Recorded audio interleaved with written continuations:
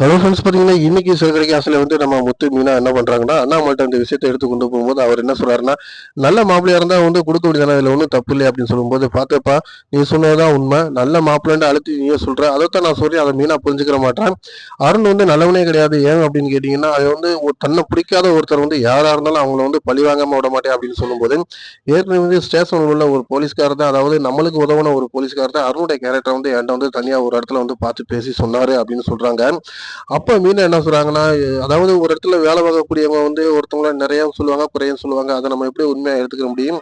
சீதாவுக்கு, அருணுக்கு அவங்களுக்குள்ள நல்ல ஒரு இது இருக்குல்ல, அப்படிங்கும்போது அவங்க வாழ்க்கை நல்லா இருந்தா போதுமே, நம்ம அத தெரிஞ்சுக்கிற வேணாமா? அப்படின்னு மீனா பழையபடிக்கு முத்துக்கு எதிராவே பேசுறாங்க.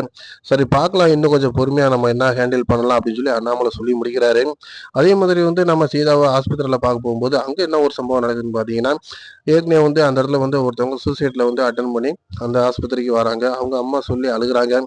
அந்த பையல விரும்பி இருக்கா, நீ சரின்னு சொல்லியிருந்தானா கண்டிப்பா கல்யாணம் பண்ணி வச்சிருக்கலாம்லடா, அவனோட ஈகோனால தான் பாடுறா, அவனோட வாழ்க்கையை மட்டும் இல்ல அவ உயிரை மாச்சுக்கிற மாதிரி ஒரு சூழ்நிலை ஏற்பட்டுருச்சு அப்படின்னு சொல்லி அழுகும்போது, அந்த இடத்துல முத்துக்கு ஷாக்காகி போறாரு. என்னடா நம்ம குழந்தையாவது இது மாதிரி ஒரு முடிவு எடுத்துட்டானா பிரச்சனை கூடியிருமே அப்படின்னு நினைச்சிட்டு அவர் என்ன பண்றாருன்னா, நாம இறங்கி போயிருவாங்க, கண்டிப்பா அருணுக்கு நம்ம கல்யாணம் பண்ணி வச்சிடலாம் அப்படின்னு ஒரு முத்து அந்த முடிவு எடுக்கிறாரு.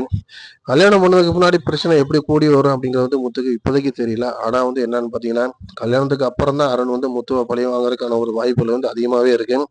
ஏன்னா தன்னை ஒருத்தர் பிடிக்காது அப்படின்னு தெரிஞ்சுன்னா கண்டிப்பா அவங்கள சும்மாவே விட மாட்டாப்புல அருண் அப்படிங்கிறது ஏற்கனவே அருணை பத்தி எல்லாமே சொல்லியிருக்காங்க.